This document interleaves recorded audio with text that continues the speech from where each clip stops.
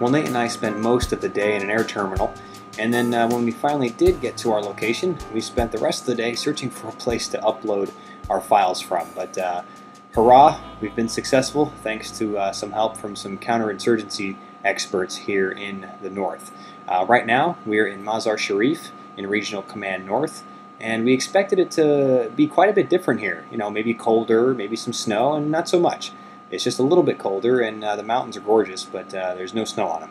And you'll get a chance to see those in the next couple days.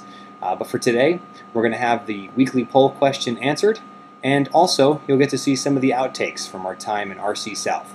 Day 15 starts right now. The winning, you know, people say we have to win the hearts and minds. When they say that, what do they mean?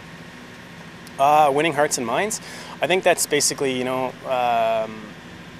it's more on the side of we're doing our job and we're doing it safely to look after ourselves and to work with the ANA, but we're also taking into consideration our impact on the local population, whether it be good or bad.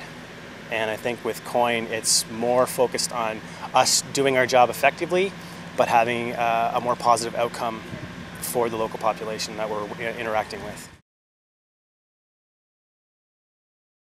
Right now they're doing some new construction over here, and it looks like they're going to be expanding the base, basically to make room for the 30,000 troops that are coming down here. And the Volvo guy loves me. Now tomorrow, Nate and I are going to travel the roads and try to clear IEDs with the Canadians. And that's going to be swell and neat and keen. You're going down.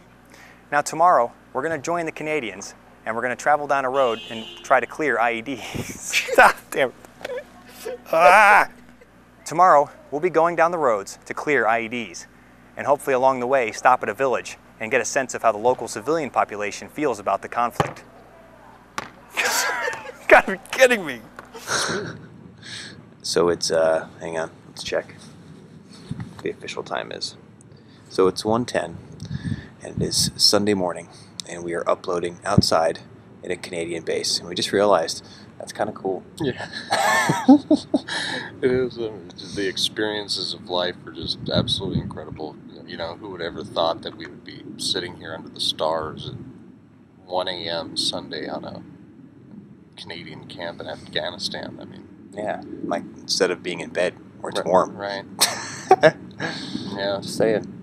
Or cuddling with my wife on a couch, eating some popcorn and watching some late night Saturday movies. Yeah. But Afghanistan's cool. Yeah.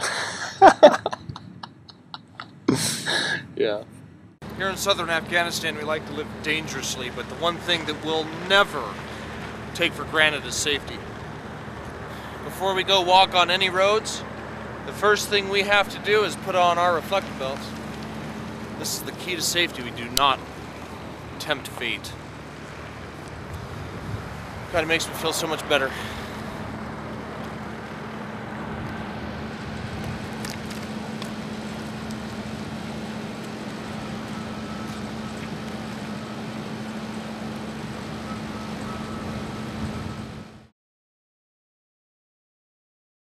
Thanks to the more than 500 people who voted in this week's poll. I understand what Evan meant when he said ISAF forces have to be effective without damaging or hurting the population. That doesn't fit neatly into one of the answers provided, but it does go along the lines of sharing hardships with the people. Sometimes for ISAF to do its job, they have to take the hard way to limit that negative impact on the people. And I think one thing that Evan looked right over may be because it hits too close to home. He lives with, eats with, and works daily with the ANA. They don't have the internet or cable television. He doesn't have a Tim Hortons or a TGI Fridays.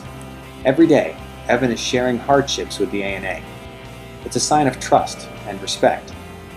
And I think the benefits were obvious when on day 12, the ANA successfully found an IED and helped secure it for the bomb squad. Now, I hope you enjoyed some of the outtakes. I'd like to say it's a mix of fun, little sleep, and too much caffeine. That probably fuels much of it. Now join us tomorrow as we continue 30 days through Afghanistan.